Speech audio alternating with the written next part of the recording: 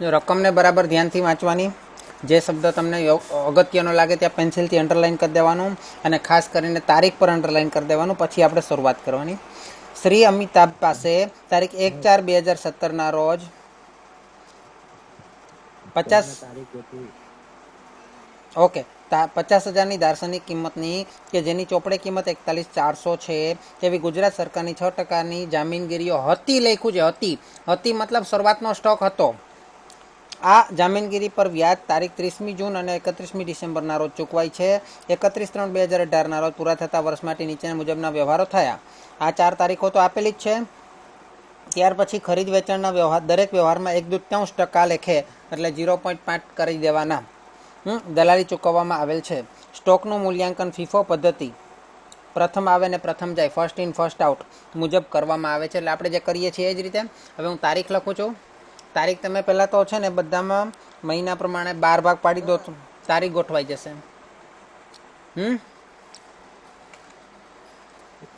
તુલસીરામ, ચલો તો સબસે પહેલે સૌથી પહેલાં 4 તારીખો આપેલી છે એ તારીખો લખી લઈએ થોડી થોડી ગેપ રાખીને. અને 5મા મહિનાથી શરૂ થાય છે એટલે 16/5/17, પછી 6, 7 ને 8 3 મહિના છે એટલે થોડીક 3 મહિના લખી શકાય એવી જગ્યા રાખીએ. 1, 8, 17, પછી પાછો 8માં પછી 9મો એટલે એક જ મહિનાની જગ્યા રાખવાની છે. 1, 9, 17, ત્યાર પછી પાછો બીજો મહિનો છે એટલે 9, પછી 10, 11, 12, 1 અને 2 થોડી વધારે જગ્યા રાખવી પડશે. 1, 2, 18 હા. અને શરૂઆતની બાકી કઈ છે? 1/4/2017 રોજ શરૂઆતની બાકી છે એટલે 1/5થી થોડીક જ દૂર આવશે. 1/4/17 બરાબર છે. ત્યાર પછી વ્યાજની તારીખો લખીએ. 30મી જૂન અને 31 ડિસેમ્બર. 30 જૂન એટલે 5મા પછી 6ઠ્ઠો મહિનો આવે એની મહિનો પૂરો થાય એટલે 30/6/17 અને 31 ડિસેમ્બર 1/9 પછી આપણે 10, 11 ને 12 થોડી જગ્યા રાખીને 31/12/17 અને ત્યાર પછી વર્ષ પૂરું ક્યારે થાય છે? 31/3/2018ના રોજ પૂરું થાય છે એટલે 31/3 લખીએ. 31/3/18 છેલ્લે લખાય. હવે વ્યાજની તારીખ કઈ છે? 31/12 છે અને 30/6 છે. હવે આ બે તારીખમાં 1/4 પહેલા કઈ તારીખ આવશે મને કહો? શરૂઆતની બાકી છે એના પહેલા બી એક તારીખ આવે કે નહીં?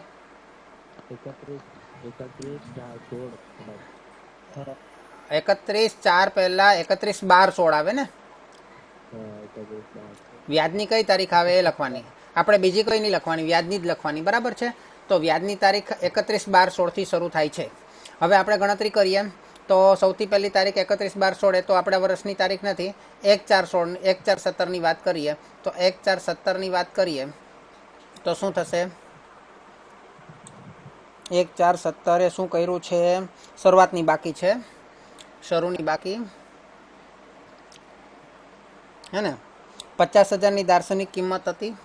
દાર્શનિક કિંમત કેટલી હતી? 50,000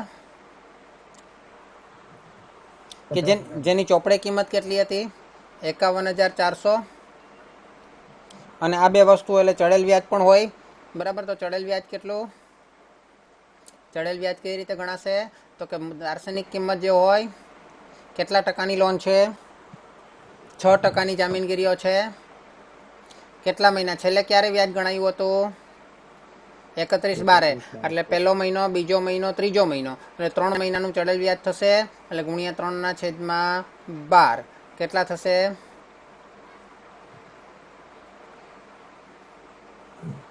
કેટલા થશે? 750. ક્લિયર? ચલો ત્યાર પછી કઈ તારીખ છે? એટલે એક ગણતરી થઈ ગઈ શરૂઆતની બાકીની. ચલો ત્યાર પછી કઈ તારીખ છે? 16/5/17. 16/5/17 16/5/17 એ કેટલે જોઈએ? શું કરવાનું છે? તો કે 9,000ની દાર્શનિક કિંમત છે. એનું શું કરવાનું છે? વ્યાજ સહિત વેચાણ કરવાનું છે. એટલે પહેલા જ વેચાણ આવી ગયું. બરાબર છે. ચલો 9,000ની દાર્શનિક કિંમતનું છે એટલે 9,000 ગુણ્યા કેટલા 97નો ભાવ છે અને 97 છેદમાં 100 અથવા 97% કેટલા થશે 87 થી 60,730 બરાબર છે. હવે આપણને શું વ્યાજ સહિત કીધું છે એટલે વ્યાજને છૂટું પાડવું પડશે, પરંતુ દલાલી છે. શું લખ્યું છે 1/2% લેખે દલાલી. હવે વેચાણની અંદર દલાલી શું થાય, માઇનસ કે પ્લસ? દલાલી માઇનસ થાય વેચાણની અંદર, બરાબર છે. ચલો તો દલાલી કેટલી ગણશું? દલાલી કોના પર ગણવામાં આવશે? સોદા કિંમત પર. તો સોદા કિંમત કેટલી છે 8,730. તો 8,730 પર દલાલી કેટલી થશે 0.5%. બોલો કેટલી દલાલી થશે? હા 43.65 એટલે 44 લઈ લઈએ. કેટલા થાય બાદ કરો એટલે?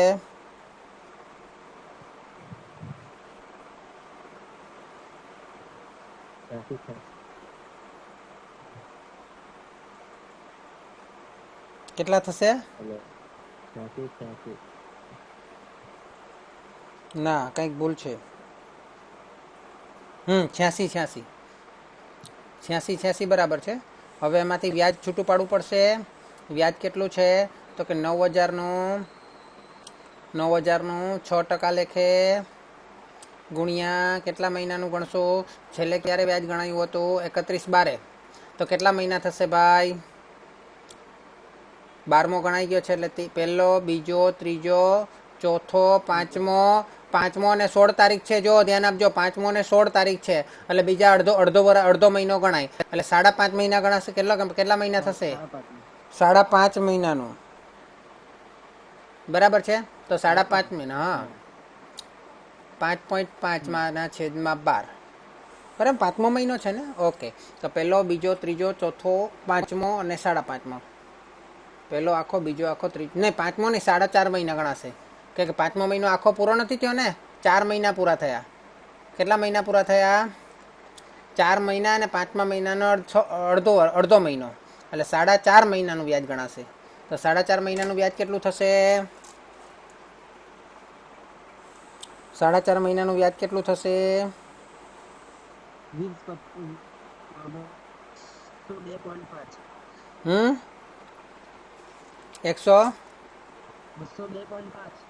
202.5 એટલે 203 ગણી લઉં. હવે કેટલા બાદ થશે? બાદ કરીને કેટલા થશે?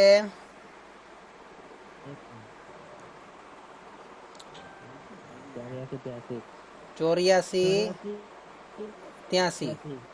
ઓકે. આ આપણી વેચાણ કિંમત. એને વેચાણ કરીએ એટલે શું ગણવાનું? નફો કે ખોટ ગણવું પડે. નફો કે ખોટ ગણવા માટે નફો કે ખોટ ગણવું પડે. એટલે 50,000ની કિંમતમાંથી આપણે 9,000ના રોકાણ વેચ્યા એટલે 50,000માંથી 9,000ના રોકાણ વેચ્યા, બરાબર છે. તો 50,000ની કિંમત કેટલી હતી? 51,400. તો 9,000 કેટલા થાય? 50,000 51,400. તો 9,000 કેટલા થાય? 92. હા 92. તો 92ની પડતર કિંમતના રોકાણો આપણે 84.83માં વેચ્યા. તો નફો થયો કે નુકસાન?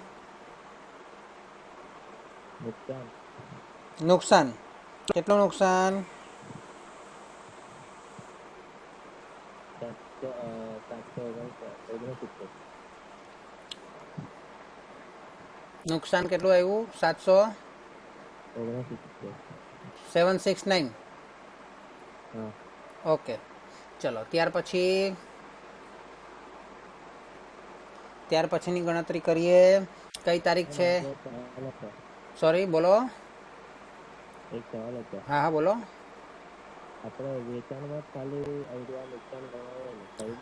ના, ખરીદીમાં તો જે ભાવે ખરીદીએ આપણે માટે ખરીદી છે, પણ એ ખરીદેલી વસ્તુ આપણે વધારેમાં વેચીએ ત્યારે આપણને નફો કે નુકસાન થાય.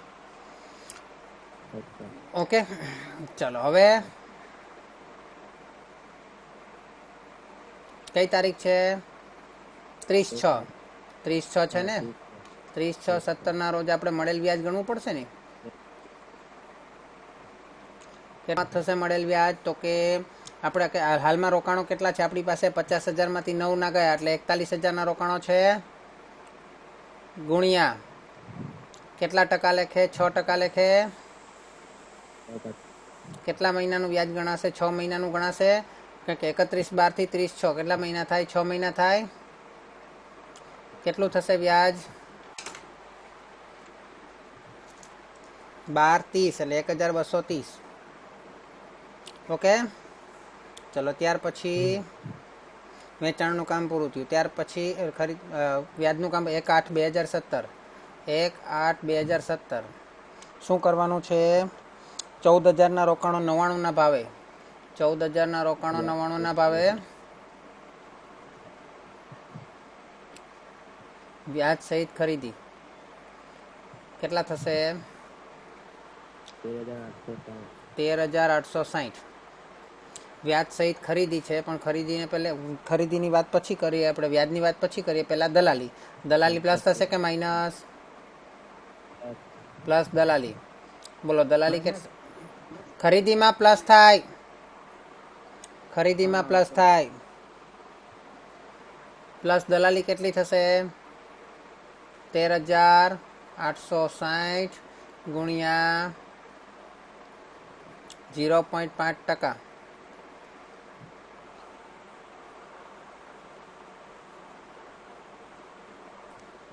બોલો કેટલા થશે? 69.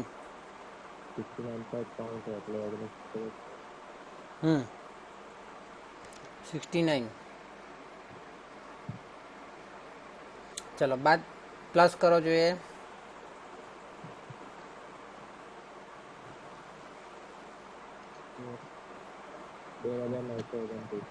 13,929. વ્યાજ સહિત છે એટલે વ્યાજ બાદ કરવું પડે. ચલો વ્યાજ બાદ કરીએ તો શું થશે? વ્યાજ કેટલું થશે? 14,000નું 6%. કેટલા મહિનાનું? તો છેલ્લે ક્યારે વ્યાજ ગણાયું હતું? 30/6. 30/6 એટલે 36 મહિનો નહીં ગણાશે, 7મો ગણાશે, 8મો નહીં ગણાશે. 8મા મહિનાની 1લી તારીખ એટલે એક જ મહિનાનું ગણાશે. ગણી લો બરાબર.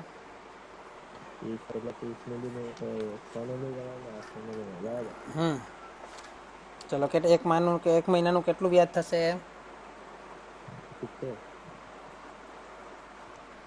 70. ચલો વ્યાજ બાદ કરો એટલે કેટલા થશે?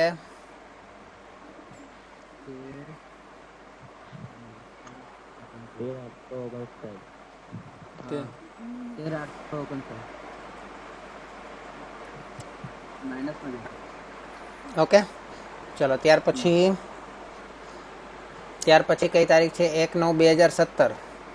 1/9/17. 1/9/17 શું કર્યું? 41,000નું વ્યાજ બાદ વેચાણ છે. 41,000નું વેચાણ છે. ના, પ્લસ કરવાનું એવું નહીં. વ્યાજ આ બાદ કરેલું છે એટલે છૂટું પાડવાની જરૂર નહીં. વ્યાજની ગણતરી તો કરવાની, પણ વ્યાજને ધ્યાનમાં લીધા વગરનું વેચાણ કર્યું છે એટલે વ્યાજને અલગ લખવું પડે. જે રકમ છે એમાંથી બાદ કરવાની જરૂર નથી એમ ટૂંકમાં. બરાબર છે. એટલે 41,000નું શું કર્યું છે? ખરીદી કે વેચાણ? વેચાણ છે એટલે 41,000 ગુણ્યા શું ભાવ છે? 102નો ભાવ છે એટલે કેટલા થશે? 41,000 ગુણ્યા 102%. 41,820. ચલો હવે આની અંદર શું કરશું? દલાલી માઇનસ વેચાણ છે એટલે તો દલાલી માઇનસ કરીએ તો કેટલા આવશે?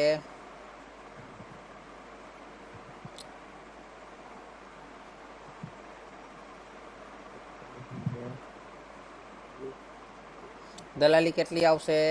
41,820ના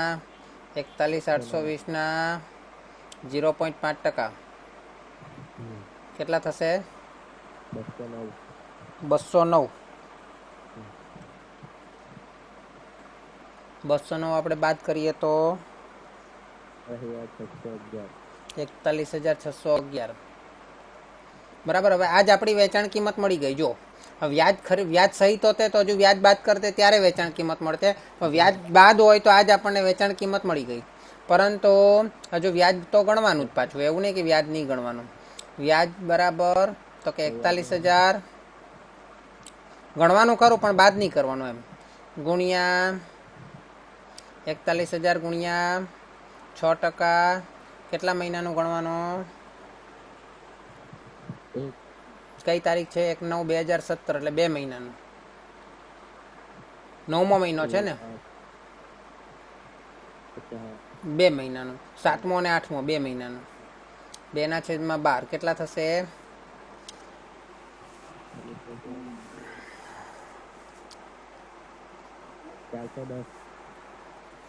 410. 6% લેખે. ઓકે, 410 વ્યાજના. ચલો હવે વેચાણ કરીએ એટલે આપણે બીજું શું શોધવાનું? પડતર કિંમત, એટલે કે એની નફો કે ખોટ. બરાબર છે. તો નફો કે ખોટ શોધવા માટે આપણે જોવાનું કે હાલમાં આપણી પાસે જે રોકાણો 41,000ના વેચ્યા તે કઈ રીતે વેચ્યા. તો પહેલા 50,000ના રોકાણો હતા. પહેલા 50,000ના રોકાણમાંથી કેટલા વેચ્યા હતા? 9,000ના વેચેલા. તો કેટલા બચેલા? 41 બચેલા. 41 આપણે વેચી દીધા હમણાં. એટલે એનો ભાવ પહેલો 50,000ના રોકાણ મુજબ જ ગણાશે.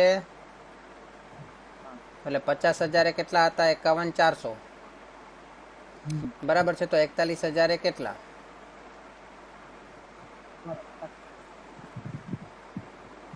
બોલો. 42,148.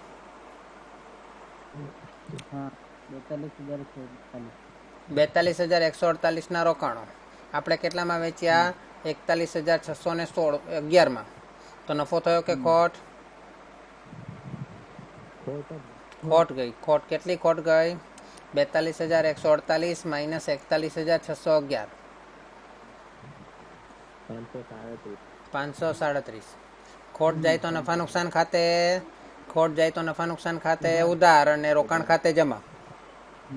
ઓકે, ચલો ત્યાર પછી કઈ તારીખ છે? 31/12/2017. 31/12/2017 શું કર્યું?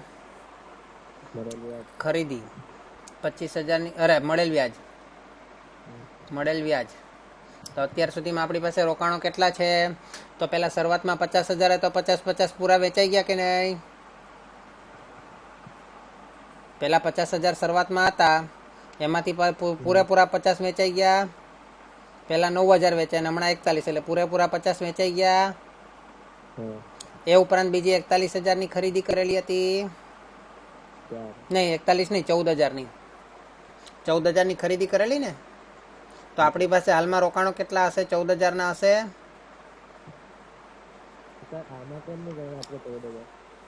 કેમાં? એમાં આપણે વેચીએ છીએ ને રોકાણો. તો પહેલા ફર્સ્ટ ઇન ફર્સ્ટ આઉટ, એટલે ફીફો પદ્ધતિ મુજબ શરૂઆતમાં ખરીદેલા હતા એમાંથી જ વેચાયા ને. 50માંથી વેચાઈ ગયા. હવે 41,000ની જગ્યાએ 42,000ના રોકાણો વેચ્યા હોતે તો 41 શરૂઆતના સ્ટોકમાંથી વેચતે 50,000માંથી, અને બીજો વધારાના 1,000 છે ત્યાં 14,000માંથી લેતે. પણ આમાંથી ફિક્સ પહેલા 50માંથી 50 બેઠા જ વેચાઈ ગયા. એટલે 14,000ના રોકાણો હતા. એના પર 6% લેખે કેટલા મહિનાનું વ્યાજ ગણશે? 6 મહિનાનું. કેટલું થશે? 420. બરાબર છે. ચલો ત્યાર પછી કઈ તારીખ છે? 1/2/18. ચલો 1/2/18. તો 1/2/18 પર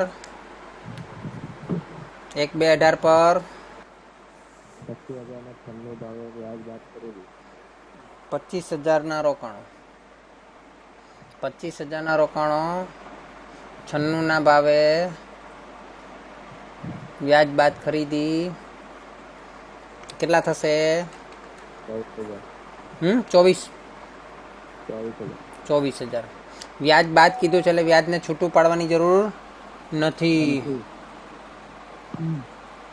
ઓકે, ચલો તો 24,000ના રોકાણો પરંતુ દલાલી તો ગણવી પડે ને. ચલો ખરીદીએ છીએ કે વેચીએ છીએ? ખરીદીએ એટલે પ્લસ થશે કેટલા ટકા? એ 24,000 પર ગણવા ને, 25,000 પર નહીં. 24,000 0.5% કરો જોઈએ 120 રૂપિયા. એટલે આપણને રોકાણો કેટલામાં પડ્યા? 24,120 પડ્યા. પ્લસ કરવાનું છે ને? ઓકે. અને વ્યાજને બાદ નથી કરવાનું, પણ વ્યાજ ગણવું તો પડશે ને. તો 25,000 પર કેટલા ટકા લેખે? 6% લેખે. કેટલા મહિનાનું? તો છેલ્લે ક્યારે વ્યાજ ગણેલું હતું? 31/12. 31/12 ગણેલું હતું. તો 1-2 સુધી કેટલા મહિના થાય? તો 31/12 એટલે 12મો મહિનો નહીં આવે. પછી પહેલો મહિનો આવશે, બીજો પણ મહિનો નહીં આવે કારણ કે પહેલી તારીખ છે. તો કેટલા મહિના થશે? એક જ થાય ને, બીજો મહિનો નહીં આવે. પહેલી તારીખ છે ને. તો ચલો 25,000 ને કેટલા થશે? 12-25 કેટલા આવે? 125. હા, 125.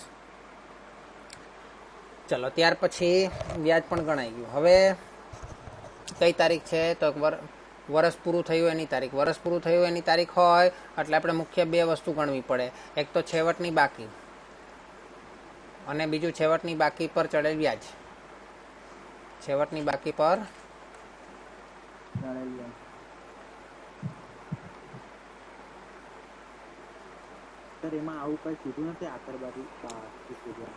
કીધેલું ના હોય. આપણને વર્ષના અંતની તારીખ આપેલી છે કે ક્યારે વર્ષ પૂરું થાય છે તારીખ આપણને આપેલી હોય હે ને. 31/3/2018 રોજ પૂરા થતા વર્ષ માટે નીચે મુજબના વ્યવહારો થયા. છેવટની બાકી એટલે આપણી પાસે છેવટે કેટલા સ્ટોક હતો જોઈ લો. તો શરૂઆતનો 50,000નો હતો, પછી એમાંથી 9,000નો વેચાયો, પછી 41,000નો વેચાયો. તો એ તો 50,000નો ગયો ને પૂરેપૂરો. પછી 14,000નો આપણે ખરીદેલો હતો 1/8/2017 રોજ. એટલે 14,000નો હશે, જેની પડતર કિંમત કેટલી હતી? 13,859. એમાંથી તો કઈ વેચાયો નથી. આ રહ્યું નીચે છે ને, વ્યાજ સહિત હતું એટલે વ્યાજ બાદ કરીને જે મળે તે પડતર કિંમત કહેવાય. હા ને. ચલો ત્યાર પછી બીજા કયા ખરીદ્યા? 50,000ના વેચ્યા, એ તો ગણાઈ ગયા. એટલે 41,000ના વેચ્યા હતી. ત્યાર પછી ખરીદ્યા ક્યારે? 1/2/2018 રોજ ખરીદ્યા 25,000ના. એ 25,000ની પડતર કિંમત કેટલી હતી? તો આ વ્યાજ બાદ હતી એટલે વ્યાજ એટલે 24,120 આવ્યું ને, એ જ આપણી પડતર કિંમત. વ્યાજ સહિત હોય તો વ્યાજ પછી બાદ કર્યા પછીની રકમ પડતર કિંમત આવે, અને વ્યાજ બાદ હોય તો પહેલા જ આવી જાય પડતર કિંમત 24,120. હે ને. તો ટોટલ કેટલા થયા આપણી પાસે? રોકાણો કેટલા હોવા જોઈએ? 25 ને 14 39. અને અહીંયા આપણે બંને એનો સરવાળો કરો તો કેટલા થાય?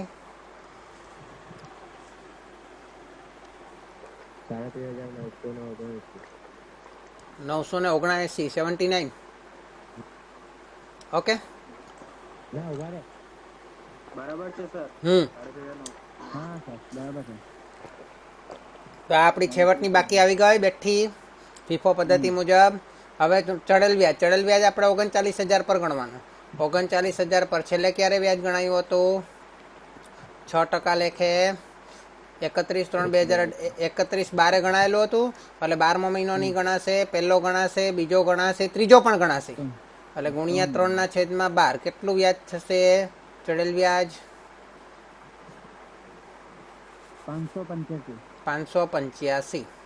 આ બધી ગણતરીઓ પૂરી થઈ ગઈ. હવે આપણે શું કરવાનું? ખાતું બનાવવાનું. ખાતું બનાવીએ.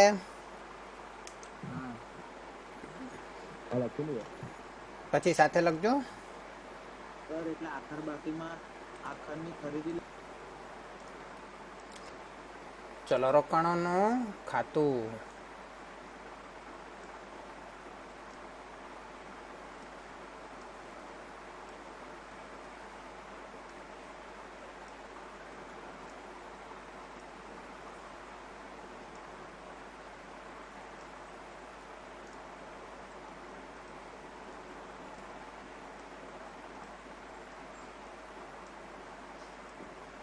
ચલો હવે સૌથી પહેલું ખાનું કયું આવશે?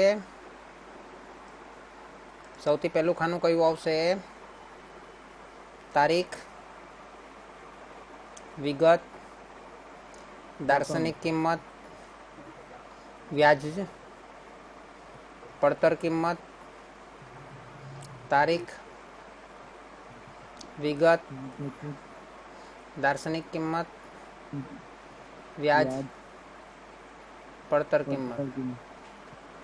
ચલો હવે સૌથી પહેલા 1/4/2017 શરૂઆતની બાકી છે. 1/4/17 શરૂની બાકી હોય એટલે શું લખવાનું આપણે? બાકી આગળ લાવ્યા. બાકી આગળ લાવ્યા. અને દાર્શનિક કિંમત કેટલી હતી? 50,000. એમાં વ્યાજ નહીં લખવાનું. મૂળ પડતર કિંમત કેટલી હતી? 51,400. ઓકે. અને ત્યાર પછી એ જ તારીખે સાથે સાથે લખી જ દેવાનું. વ્યાજ આપણે પહેલામાં નથી લખ્યું એટલે ચડેલ વ્યાજ ખાતે શું લખવાનું? ચડેલ વ્યાજ. અને ચડેલ વ્યાજ ખાતે કેટલા છે? 750. 750 ગણેલા ને આપણે? બરાબર છે. ચલો ત્યાર પછી કઈ તારીખ છે? 16/5/2017 ના રોજ વેચાણ. વેચાણ એટલે પૈસા આવે કે જાય? પૈસા આવે તો ઉધાર થાય, એટલે બેંક ખાતે ઉધાર થાય ને રોકાણ ખાતે જમા થાય. અહીંયા 6% સરકારી જામીનગીરીનું ખાતું છે. અને એટલે શું છે? પૈસા આવે તો ઉધાર, એટલે કે બેંક ખાતે ઉધાર, પણ રોકાણ ખાતે એટલે કે 6% સરકારી જામીનગીરી ખાતે જમા. એટલે જમા બાજુ લખવાનું પૈસા આવે તો ઉધાર, એટલે બેંક ખાતે, અને આપણે લખવાનું જમા બાજુ. ઓકે. કઈ તારીખ છે? 16/5/17. બરાબર છે. દાર્શનિક કિંમત કેટલી હતી? તો કે 9,000 રોકાણો આપણે વેચેલા. બરાબર છે. એની વેચાણ કિંમત કેટલી હતી? 8,483. એની અંદર વ્યાજ કેટલું સમાયેલું હતું? 203 રૂપિયા. હવે જ્યારે પણ વેચાણ આવે એટલે પાછો નફો કે નુકસાન આવે. આમાં શું થયું હતું? આપણને નુકસાન થયું હતું. બરાબર છે. તો નુકસાનમાં નફા નુકસાન ખાતે ક્યાં આવશે? નફા નુકસાન ખાતે કઈ બાજુ આવશે? નુકસાન હોય તો ઉધાર. નફા નુકસાન ખાતે ઉધાર, રોકાણો ખાતે જમા બાજુ લખવાનું. બરાબર. ક્યાં લખવાનું? પડતર કિંમતમાં જ લખવાનું. 769. બરાબર છે. શું લખશો? નફા નુકસાન ખાતે ઉધાર. હા. ચલો તારીખ કઈ છે? 16/5 જ છે ને? ઓકે. ચલો ત્યાર પછી 30/6/17. 30/6/17 મળેલ વ્યાજ. મળેલ વ્યાજ એટલે પૈસા આવ્યા હશે કે ગયા હશે?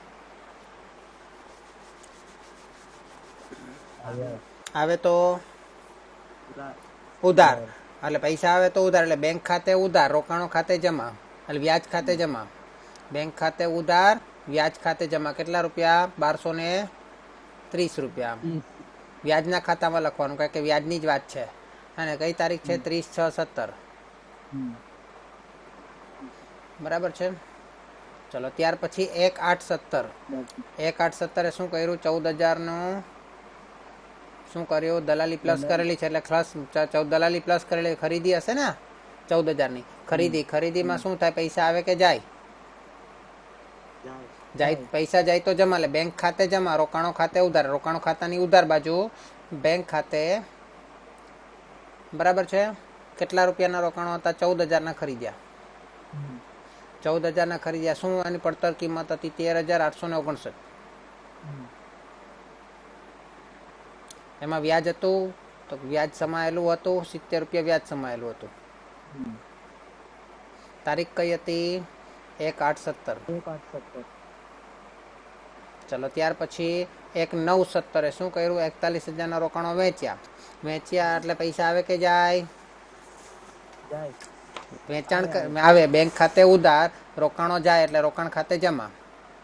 હે ને? બેંક ખાતે રોકાણો ખાતાની જમા બાજુ લખીએ. બેંક ખાતે વેચાણ કર્યું 41,000 રોકાણનું. અને 41,611 પડતર વેચાણ કિંમત કેટલી રાખેલી? 41,611. અને ભલે ને ભાવ વધારે રાખ્યો તો પણ નુકસાન જ છે. વ્યાજ કેટલું છે આની અંદર? સમાયેલું નહીં હતું, અલગ હતું. કેટલું હતું? 410 રૂપિયા. ઓકે. તારીખ કઈ છે? 1/9/17. ઓકે. ચલો ત્યાર પછી વેચાણ કરીએ એટલે નુકસાન કે નફો શોધવો પડે, તો નુકસાન આ વખતે છે 537 રૂપિયા. નુકસાન નફા નુકસાન ખાતે શું કરાય? નફા નુકસાન ખાતે ઉધાર અને રોકાણો ખાતે જમા. હા ને, તો રોકાણોમાં 537 રૂપિયા ઉધાર નહીં, જમા બાજુ લખીએ છીએ. અને નુકસાન નફા નુકસાન ખાતે લખવાનું અહીંયા.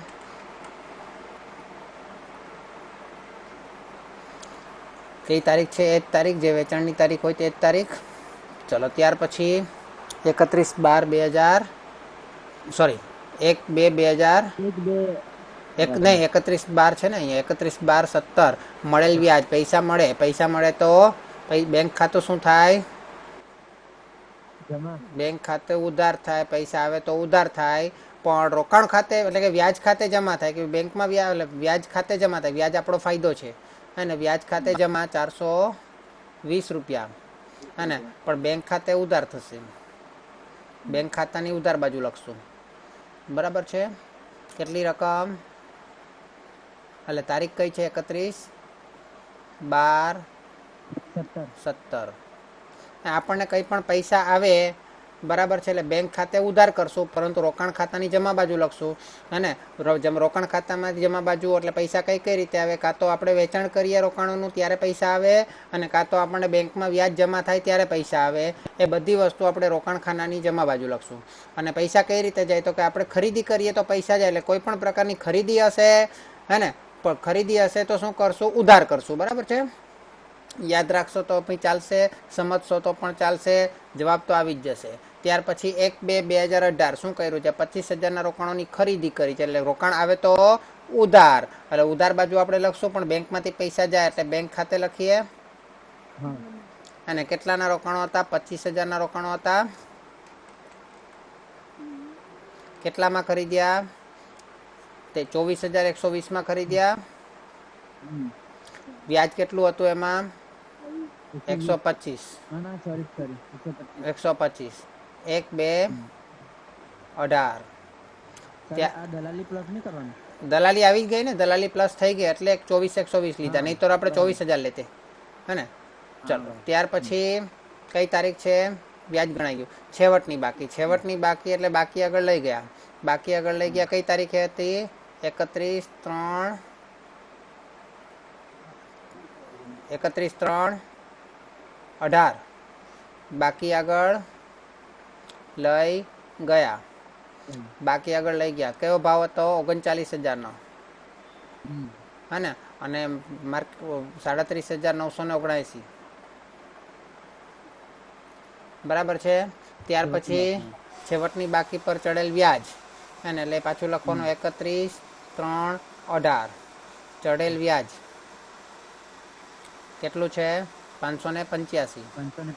હજુ એક એન્ટ્રી બાકી છે. કઈ એન્ટ્રી બાકી છે? કોઈ કહેશે? બોલો. હવે આપણે સરવાળો કરીને એક એન્ટ્રી લાવવાની. જો દાર્શનિક કિંમતનો સરવાળો તમારો આવી જશે. બરાબર છે? પડતર કિંમતનો પણ સરવાળો આવી જશે, બંને બાજુ સરખો. પરંતુ વ્યાજનો સરવાળો નહીં આવશે. એ વ્યાજની એક એન્ટ્રી બાકી રહેશે. તો ચલો, વ્યાજની જમા બાજુ કેટલો ટોટલ થાય છે મને પહેલાં કહો. વ્યાજની જમા બાજુનો ટોટલ કેટલો થાય છે?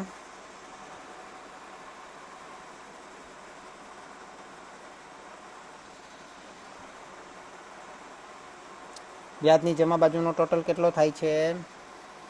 ટોટલ કરીને આપો.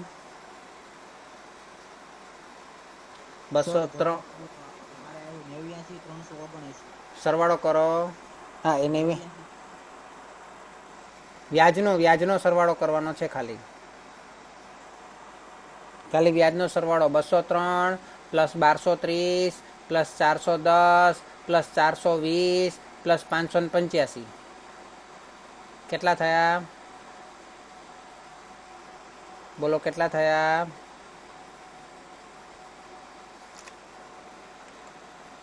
2848. તો 2848. ઓકે. હવે એને હું ઉધાર બાજુ લઈ આવું. હવે ઉધાર બાજુ કેટલો ડિફરન્સ આવે છે જુઓ. એ જે ડિફરન્સ આવે તેની એન્ટ્રી આપણે કરવાની છે નફા નુકસાન ખાતે. ડિફરન્સ કેટલો આવે છે? 2848 -750 -70 માઇનસ 125 1903. 1903 આટલું વ્યાજ આપણને વધારાનું મળ્યું. આટલું વ્યાજ આપણને વધારાનું મળ્યું એટલે નફા નુકસાન ખાતે એની એન્ટ્રી કરવાની. હા ને, હવે નફા નુકસાન ખાતે 31, 3, 18. અને નેટ આપણને ફાયદો થયો કે નુકસાન થયું એ જોઈ લઈએ. તો નેટ આપણને વ્યાજનો કેટલો ફાયદો થયો? 1903નો. અને નુકસાન આપણી પાસે બે છે. જો એક નફા નુકસાન ખાતે જમા એક અહીંયા કર્યો, એક અહીંયા કર્યો. હા ને, એટલે 769 ને 537 એનો સરવાળો કેટલો થાય? એ બંનેનો સરવાળો કેટલો થાય?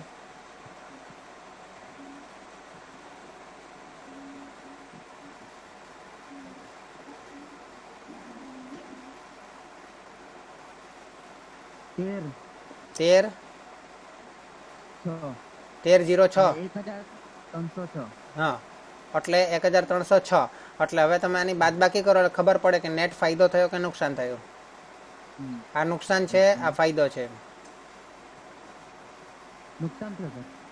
ફાયદો થયો ને, ફાયદો વધારે છે ને, 1903 છે. કેટલો ફાયદો થયો? 597 નો ફાયદો નેટ થયો. બરાબર છે. આ રોકાણના વ્યવહારમાં લખી નાખો જોઈએ.